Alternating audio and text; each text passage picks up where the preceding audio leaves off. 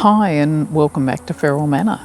We've got 2 days of what I consider to be fairly average summer weather, low 30s, and then we are going for the big one on Wednesday, 43 degrees. I think I'll be talking about that in the next video, but at the moment we're doing mainly preparation for heat wave. We're doing lots of watering. We're just starting to harvest. The zucchinis are coming in strong and we're finally getting our tomatoes, which is really nice. But apart from that, there's lots to do with seeds, seed saving, seed germination this week. And one of the things I've been wanting to get onto for ages, I finally did it, is I've used the method that was discussed on Gardening Australia in November last year, and it's all about how to get Sturt Desert Pea seeds to germinate, and I must say the results have really surprised me, so please hang around for that one. So a huge lot of stuff about seeds. We're starting to get, as I say, we're starting to get the harvest in. I've been working with the first lot of beetroot that I've harvested, and I just pulled it all at once, and we've made some pickled beetroot with that, and I've got some other seeds to be going in its place. There's stacks to cover this week, so I hope you hang around to the end of the video, and please let us know if you like it, comment, and we appreciate it if you'd recommend our channel to other people that you know. Really annoying me. I really want to get the celery out, give the tomatoes a better chance. That is something that's going to happen. Well, it's on my schedule for very soon. When I was collecting seed, I missed these broad beans. Just a few more pods. I can see that the pink celery, which is the one I'm really interested in, is actually browning off, which I'm hoping means that it's getting very close to being viable seed. So I'm going to take this out, but I'm going to try and make sure that I keep these particular branches. I'll hang them and hope that I get some viable seed from them. I've no idea whether that's going to work or not. But as for the rest, it can probably just pretty much go. I'm going to take it down the back garden where we work with most of our weeds. Steve, did you want to come and look at this celery before I pull it out, or are you happy for me to just take it out? Pull them out, see how they are. There you go. Okay. Smells like celery. Yeah, of course.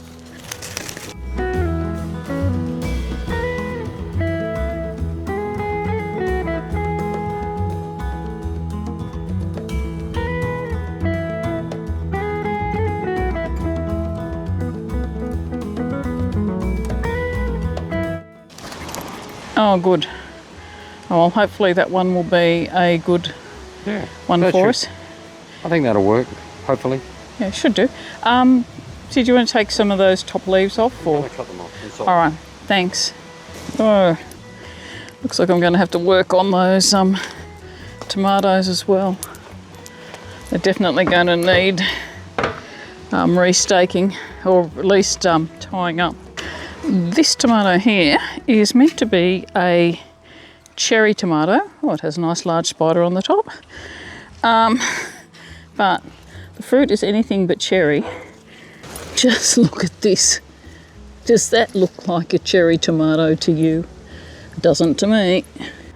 I'm going to just throw another stake in next to it. I was going to take that one out, but I think I'll leave it.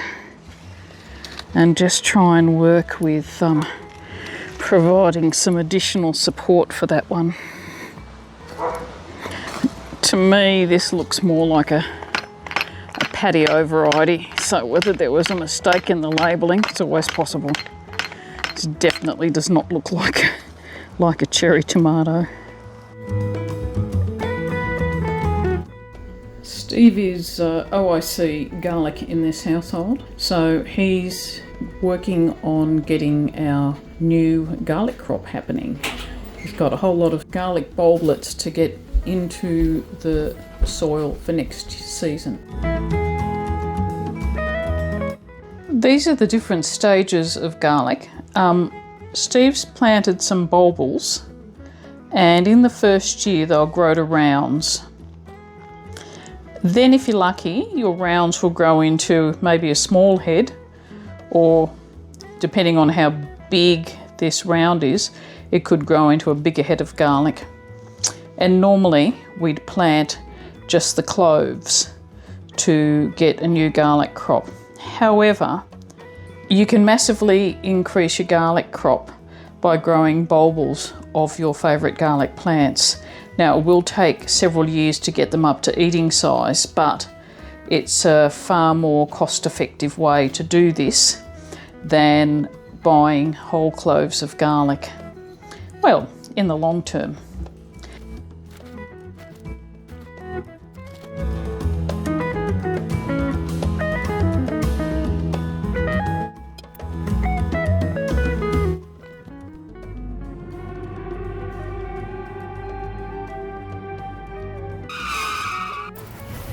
Okay, not rats or possums. It is bloody voracious snails that are killing our beans. It's a bit disappointing. I just pulled this one off, and there's another one right here. You can see it's even got a pod that it's eating. Little. Are you saving anything in your garden? We're doing a lot of seed saving at the moment, and some of them can be used pretty much straight away. Others will need to be left until later on in the year. I find the big seeds and things like the broccolis and also similar things like kale work really well, really easy to collect the seeds. The snow peas, the purple sprouting broccoli and the broad beans. These two, and also the Borlotti beans, which I'm only just starting to collect the pods, mainly because the snails have been eating them, so I thought I'd grab some before I lost all of them. These ones are for late autumn planting, but the purple sprouting broccoli, which are really tiny, see if I can pick some up, they can be sown now. Thought we could eat this pumpkin, but alas, it's not looking good. But I do hope to get some seeds out of it, although, yeah, that's looking a bit unlikely too. I'm going to do my best.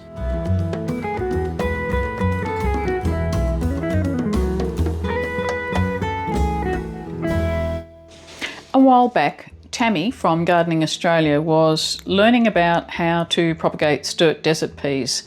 I happen to have a packet of those seeds.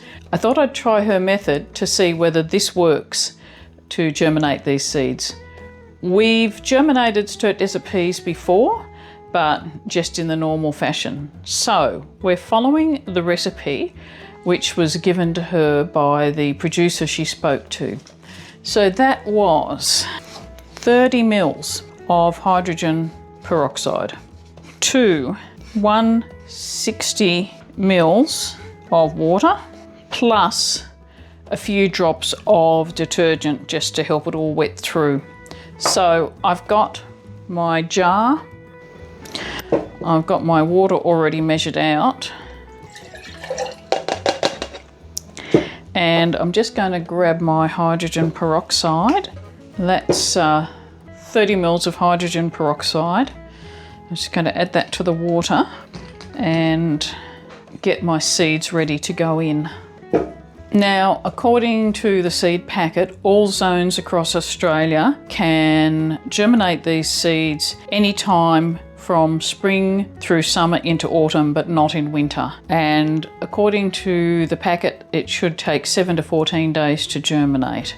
The detergent bottle leaked onto the lid, so I'm just going to turn this upside down and shake them once I get all the seeds in there. Not big, they look a bit like tomato seeds, but anyway, in they go. Oops. The advice was that some will float and some will sink. Shake them up in the bottle and just let them sit for 30 minutes. So away we go. I'll be back in 30 minutes to see what is sinking and what is floating. I think looking at it, I only have like 1 or 2 seeds which aren't sinking to the bottom, which is a really good sign. I'm just going to pop over and drain them out and see where we're up to. All right, so they're the ones that were floating. Again, they're meant to be perfectly viable seeds, just that they might take longer to germinate. And here are the others. Just tip them out into the strainer.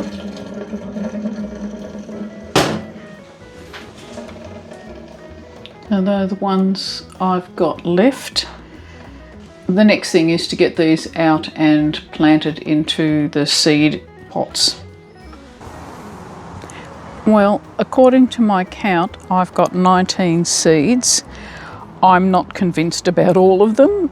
Several, these really pale yellow ones, I think are actually seeds that have come out of their seed coat. I don't know whether that's a good or a bad thing. So I'm going to plant, I've got 8 pots here, and I'm going to plant several in each pot, and I'm going to try and keep the ones that floated, so the ones that weren't as prepared, I'm going to keep those separate. We'll wait and see. I'll be just intrigued to see how many of these actually germinate. Well, will you look at this? I just stopped by to see if any of our Sturt Desert Pea seedlings needed some water on this super hot day. And look what's happening. I've got germination in 5 of the cells. These ones at the end here were the ones that were likely to germinate slower. And these ones, wow, it's already happening. How exciting is that? And apart from the Sturt Desert Peas, I've also had a real success so far with some other seeds that I planted, I think the better part of a month ago. Again, I'm going to have to check the dates, but it's just stunned me when I opened the box up to have a look at the seeds. I've been checking them really regularly. Nothing's happened, and wow, yesterday. So I'll show you what's happened with those ones as well. And this is my other really exciting news. I put these seeds in probably about a month ago. I'll have to check. But look at this.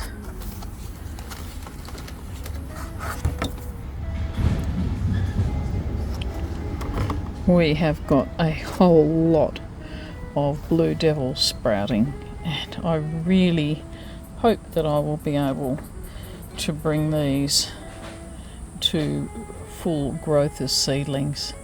That's just so exciting. I had no idea how easy or difficult it would be to get these to germinate.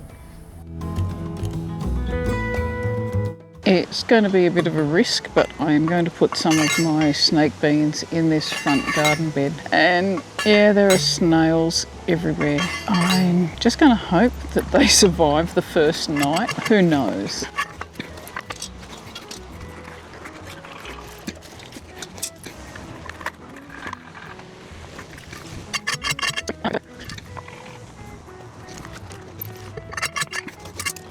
I have prepared double height snail rings. There are snails going everywhere, like even while I'm here, there's just snails throughout all of this. So I'm just going to give it a go and hope that some of these will actually get through. Well, come and check tomorrow morning. And I'm also going to be planting these 2x2. Well, I hope this water settles them down enough so the snails aren't going to find an easy way into these. Either that or tomorrow I'm going to come out and discover there's not even one of them left. Steve always says I'm a pessimist. I wonder why.